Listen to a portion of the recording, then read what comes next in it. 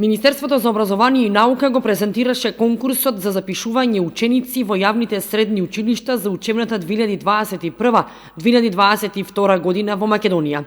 Посебен акцент годинава е ставен на средното стручно образование, кое, како што рече министерката Царовска, е образование на сегашноста и на иднината.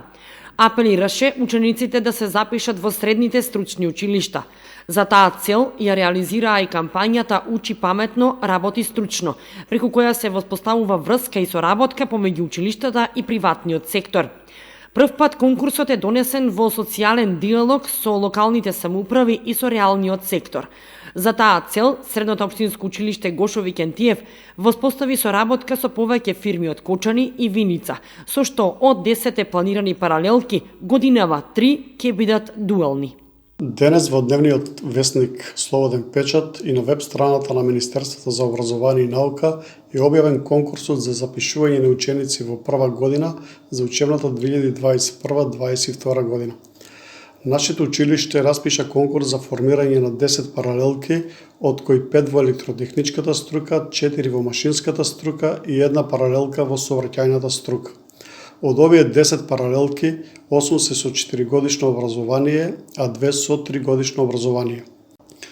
Во изминатите неколку месеци Министерството за образование и наука посебен акцент стави на афирмација на средното стручно образование и поттикнување на соработката на училиштата со реалните компании од приватниот и од државниот сектор. За таа цел беше реализирана кампањата Учи паметно, работи стручно, која што се состоеше од воспоставување на контакти помеѓу училиштата и компаниите и формирање на паралелки од дуалното образование. Учениците во овие компании практичната настава ќе изведуваат во текот на нивното школување во втора, трета и четврта година. Нашето училиште распиша конкурс за формирање на 3 паралелки од дуалното образование и при тоа склучивме договори за соработка со 6 компании од Кочани и од Виница.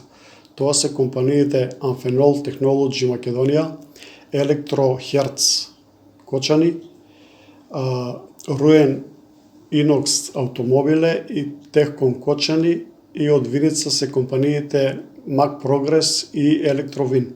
На предпоследната владина седница пак беше донесена и политиката за стипендирање. За прв пат се воведува стипендирање на 3-годишното и 4-годишното образование. За поголема атрактивност на средното стручно образование, Министерството за образование и наука за наредната учебна година за учениците од прва година обезбеди 1500 стипендии на ниво на држава. Стипендијата ќе биде 3500 денари месечно, а ќе се дава 9 месеци во текот на учебната година. Исто така, за поголема атрактивност и на 3-годишното образование се обезбедени 500 стипендии по 3500 денари, исто така во трајање од 9 месеци во текот на учебната година. Со тоа се надеваме дека ќе запишеме поголем број на ученици во наредната учебна година. Министерството за образование и наука како придобивки од стручното образование ги истакна брз и успешен настап на пазарот на труд на секој ученик што ќе заврши средно стручно образование.